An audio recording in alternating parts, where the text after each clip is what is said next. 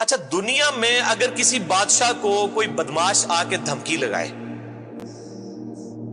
اور اسے کہے کہ میں تیرے بندے چک لینے نے، میں تیرے بندے اٹھا لوں گا، تیرے بندے اغوا کر لوں گا سارے، تو دنیا کا بادشاہ کیا کہتا ہے؟ میں تکنا ایسی دی تیسی تیری جرت، یہی کہتا نا، کیونکہ وہ یہ خیال کرتا ہے کہ میری بادشاہی اسٹیک پہ لگ رہی ہے کہ میرے بندے اٹھائے گا، وہ یہ سمجھتا ہے۔ لیکن اللہ کے کیس میں ایسا نہیں ہوا جو کائنات کا بادشاہ، جب شیطان نے یہ دھمکی لگائی نا انسان کے حوالے سے کہ یا اللہ میں تیرے سارے بندے اغوا کر لوں گا، چند ایک لوگ ہی تیرے ساتھ ہوں گے، اور اللہ تعالیٰ سورہ سبا میں کہہ رہا ہے کہ اس نے اپنی بات پوری بھی کر دکھائی ہے، تو اس کے مقابلے پہ اللہ نے یہ نہیں کہا کہ میں تکنا وہاں کس طرح تو کرنا ہے ایسی دی تیسی تیری، نہیں، کیونکہ اللہ تو بے پرواہ ہے، اس نے اپنے نبی بھیجے ہیں، کتابیں بھیجی ہیں، اور کیا کرے وہ؟ اس سے بڑا کیا کام کرے؟ کتابیں بھیج دی، پیغمبر بھیج دیے، حق کا حق ہونا، باطل کا باطل ہونا بتا دیا۔ لا اکراہ فی الدین، دین قبول کرنے کے معاملے میں کسی پہ جبر نہیں۔ قد تبین الرشد من الغی، بے شک ہدایت گمراہی سے الگ ہو چکی ہے۔ انا ہدیناہ السبیل، ہم نے راستہ دکھا دیا ہے، اما شاکرا و اما کفورا، چاہے تو شکر گزاری کی روش اختیار کرو، خواہ نہ شکری کی، لیکن آخرت میں نہیں چھوڑوں گا جس نے نہ شکری کی، یہ ذہن میں رکھنا۔ لیکن ہدایت بھی سب کو پلیٹ میں رکھ کے نہیں دوں گا، والذین جاہدوا فینا لنہدینہم سبلنا، جو لوگ کوشش کریں گے انہی کے لیے حق کے راستے کھولوں گا، جو کوشش نہیں کرے گا دریا کے کنارے بھی پیاسا مر جائے گا۔ جس طرح اکثر مسلمان مر رہے ہیں اس وقت، قرآن گھروں میں پڑھا ہوا ہے لیکن وہ پڑھا ہوا نہیں ہے، پڑھا ہی ہوا ہے، اور کدھر گورے جو ہیں وہ مرنے سے پہلے جناب قرآن ترجمے سے پڑھ رہے ہیں، ان کو ہدایت مل رہی ہے۔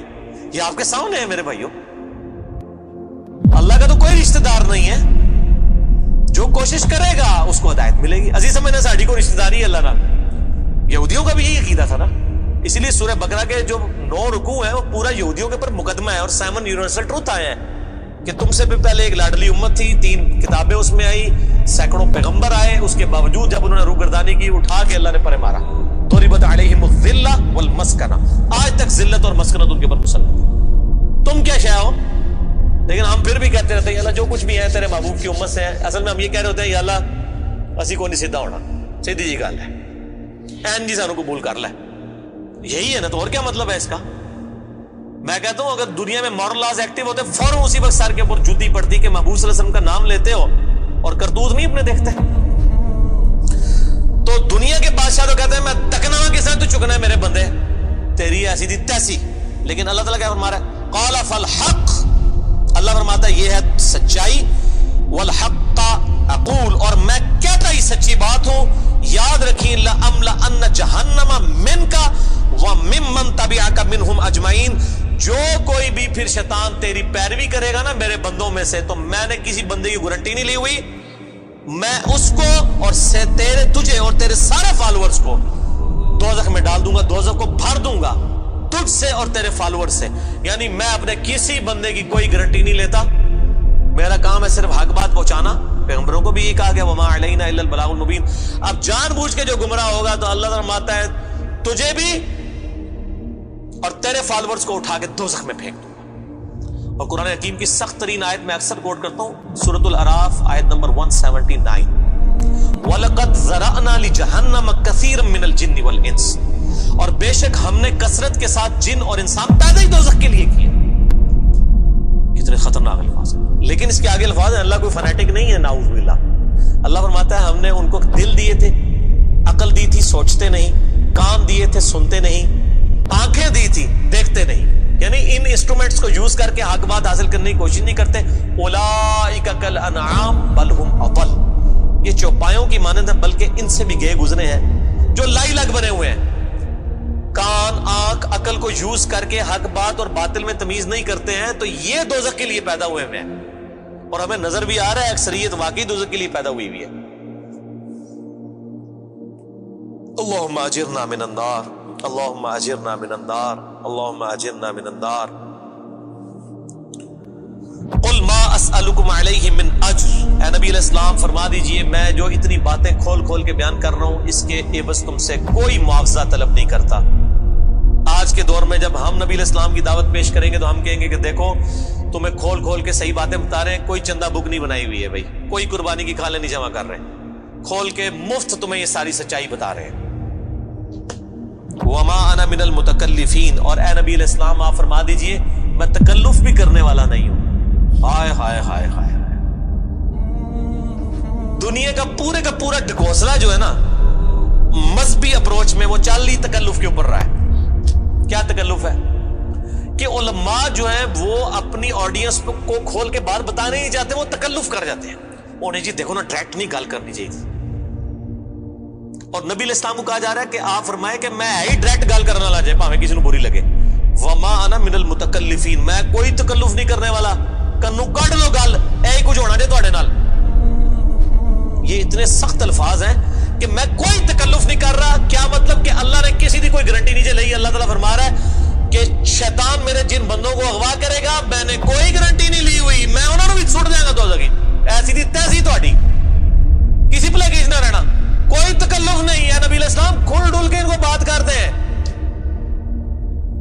اب جو قرآن پڑھے گا تو اس کو یہ میٹھی میٹھی تقریریں جو لوگوں کی جعلی ہیں, اوروں کی کہانیاں, بزرگوں کی کہانیاں, جانوروں کی کہانیاں, ٹھیک ہے جی, تو ایک کہانیاں انہوں نے پھر انہوں پتہ لگے. قرآن پڑھو اللہ دے بندے کو پتہ لگے.